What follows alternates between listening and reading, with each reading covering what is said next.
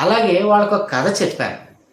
నన్ను చిన్నప్పటి నుంచి ప్రతి ఊర్లోనూ, ప్రతి పిల్లోడు, ప్రతి విలేజ్‌లోను చెప్పుకున్న కథే. అనగనగా ఒక రాజు, ఆ రాజుకి 7 కొడుకులు. 7 కొడుకులు వేటకెళ్ళి 7 చేపలు తీసుకొచ్చి ఎండబెట్టారు.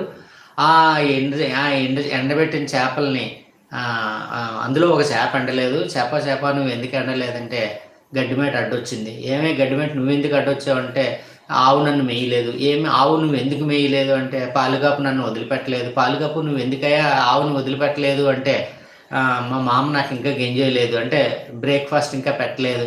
"ఏం మా అమ్మ నువ్వెందుకు బ్రేక్‌ఫాస్ట్ పెట్టలేదంటే, మా పాప ఉదయం నుంచి ఏడుస్తుంది.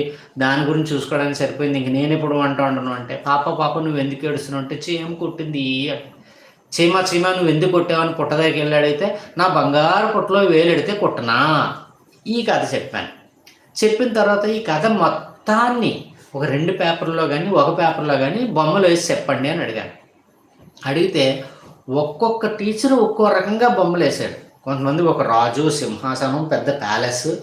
ఆ తర్వాత ఒకరైతే ఒక్కో పెద్ద కోర్టు. అందులో మంత్రులు అందరూ కూర్చున్నట్టు, జనాలు వెనక నించున్నట్టు. ఇంకొకరు 7 కొడుకుల్నేశారు. ఆ 7 కొడుకులు కొంతమందిని గుర్రాల మీద వేటకెళ్తున్నట్టు వేశారు కొంతమంది. కొంతమంది గేలాం చేపలు పడుతున్నట్టు, కొంతమంది వల విసిరి పడుతున్నట్టు. అలాగే ఎండబెట్టిన చేపలు 6 చేపలు ఒకలాగాను, బతికున్న చేప ఇంకోలాగా వేశారు. అంటే ఒక్కొక్క టీచరు ఒక్కో విధంగా బొమ్మలేస్తారు. ఇక్కడ వాళ్ళ క్రియేటివిటీ వాళ్ళేం చేశారన్నది ముఖ్యం కాదు. క్రియేటివిటీ అనేది